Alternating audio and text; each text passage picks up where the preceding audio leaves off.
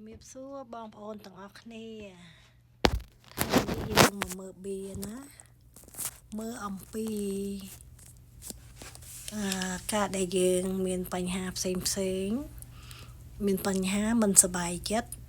ហើយក៏មានបញ្ហាអ្វីដែលចូលមកក្នុងគូជីវិតរបស់យើងឬមួយក៏ជាគូសង្សាររបស់យើងណាឥឡូវខ្ញុំសាប់បៀហើយខ្ញុំហឺយក3ខ្ញុំសាប់ទៅមួយណាឈូសខ្ញុំយកមួយនឹងដល់បាន2ហើយចាតែមើលតើបៀននេះគឺចង់ប្រាប់ឲ្យយើងបែបម៉េចណានៅក្នុងបញ្ហាតូចតាចនៅក្នុងបញ្ហាគូជីវិតរបស់យើងចាព្រោះអីចិត្តដល់ចូលឆ្នាំខ្មែរហើយហ្នឹងហើយអូខេឥឡូវខ្ញុំដាក់ថ្ម3ជាថ្មធម្មជាតិចាហើយថ្មទី1គឺបៃតងខ្ចីថ្មទី2កាខ្វេថ្មទី3គឺទឹកឃ្មុំហើយចាំបងប្អូនរើសមួយណាហើយចង់ដឹងថាអត្តន័យនៅក្នុងនោះគេនឹងបានប្រាប់អ្វីដល់យើងគេដាស់តឿនអ្វីយើងខ្លះហើយគឺចង់ប្រាប់អ្វីឲ្យយើងល្អប្រសើរនៅក្នុងកលៈទេសៈពេលនេះណាឥឡូវខ្ញុំបើកមួយណាចាំមើលមានន័យថាម៉េចហើយបងប្អូនធ្វើតាមមានដែលគេប្រាប់នោះគឺវាមានន័យគ្រប់គ្រាន់សម្រាប់យើងណាចាអូខេឥឡូវយើងបើកមួយមកហើយចា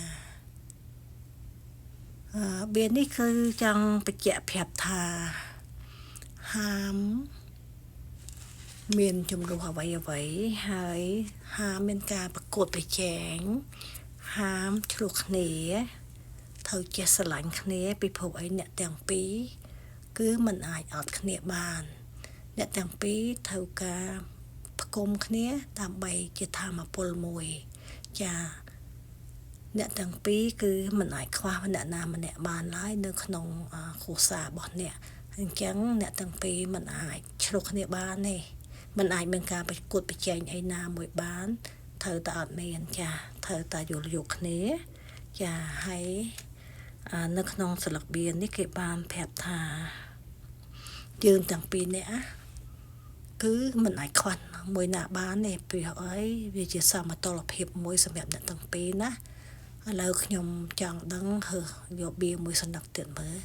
គេនឹងប្រាប់អ្វីតទៀតណាដើម្បីយើងបញ្ចប់ស្លឹកបៀមួយហ្នឹងណាមកហើយចាឃើញទេមនុស្សពីរអ្នកឈរចិត្តគ្នា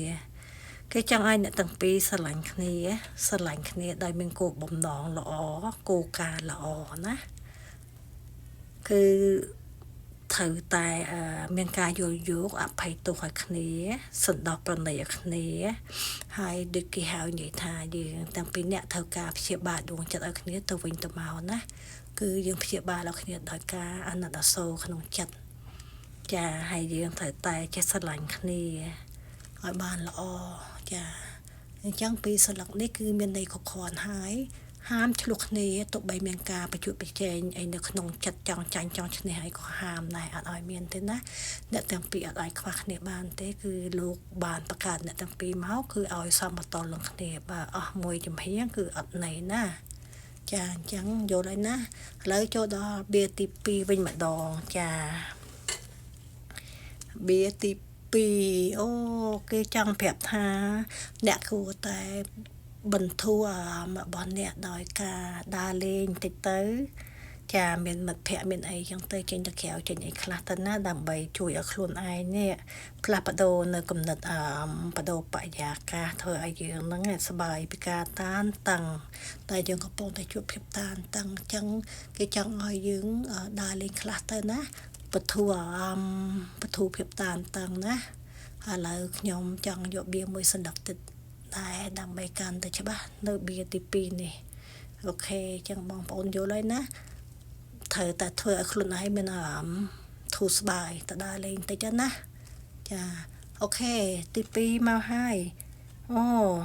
គេចង់ឲ្យប្រាប់យើងថាត្រូវតែយកចិត្តទុកដាក់អំពីជីវិតនិងសេចក្តីស្រឡាញ់របស់ខ្លួនឯងនិងមើលថែគ្រួសារយើងបើមានគ្រួសារមើលថែគ្រួសារបើអត់មានទេនៅលីវឲ្យមើលថែខ្លួនឯងណាហើយបើសិនជាមានសង្សារអីក៏ឲ្យចេះមើលថែគ្នាណាអ្នកគេឲ្យយើងត្រូវតែធ្វើបែបនេះ អ្នកនឹងឃើញលទ្ធផលព្រោះកាលណាដែលយើងបានយកចិត្តទុកដាក់ឲ្យលទ្ធផលគឺវាកើតមកល្អវាធ្វើឲ្យគ្រួសារយើងហ្នឹងល្អប្រសើរមកវិញវាធ្វើឲ្យដៃគូជីវិតហ្នឹងក៏ប្រសើរមកវិញវាធ្វើឲ្យជីវិតយើងក៏ប្រសើរមកវិញដែរគឺបានន័យថាបើយើងស្ថិតក្នុងភាពតានតឹងណាមួយចឹងគេឲ្យយើងហ្នឹងត្រូវយកចិត្តទុកដាក់អំពីគ្នា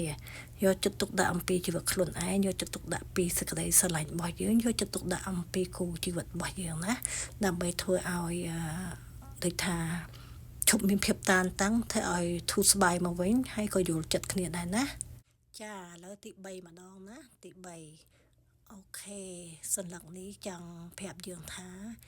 ឲ្យយើងធ្វើអារម្មណ៍ឲ្យនឹងណឲ្យយើងកុំឆេវឆាវឲ្យយើងចិត្តឲ្យត្រជាក់ចិត្តឲ្យស្ងប់តិចណាហើយនឹងហើយបើយើងជួបរឿងដែលខុសបំណងណាមួយក៏ដោយសូមឲ្យយើងយល់ធ្វើយ៉ាងណាដើម្បីឲ្យយើងនេះវាមានដូចថាកុំឲ្យវាឆេវឆាវខ្លាំងណា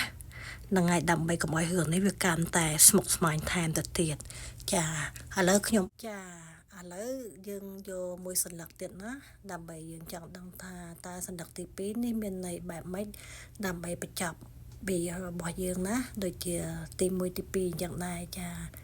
អូខេឥឡូវយើងមើលថាតើមានន័យថាម៉េចអូសន្លឹកទី3នេះមានន័យថាគេដឹងថាយើងនៅតែនឹកគិតរឿងដែរកន្លងមកគឺយើងចង់ផ្សះផ្សារឿងនោះឲ្យល្អមកវិញយើងចង់មានឱកាសម្ដងទៀតយើងហាក់បីដូចជាសោកស្ដាយនៅអ្វីដែរវាជាបញ្ហាកើតឡើងណាបងប្អូនចាហើយមិនអីទេអ្វីនឹងវាមកល្អប្រសើរវិញណាយើងព្យាយាមដោះស្រាយនៅបញ្ហាទាំងនេះទៅពីព្រោះក្នុងនេះសន្លឹកនេះបានឃើញថាអ្នកកំពុងតែមានការសោកស្ដាយហើយចង់ផ្សះផ្សាចង់មានឱកាសម្ដងទៀតហើយក៏សង្ឃឹមថានឹងមានឱកាសផ្សះផ្សាគ្នាឡើងវិញមិនអីទេណាគឺនឹងមានឱកាសល្អមកវិញអូខេជំរាបលាណាបងប្អូនសូមសុខសប្បាយ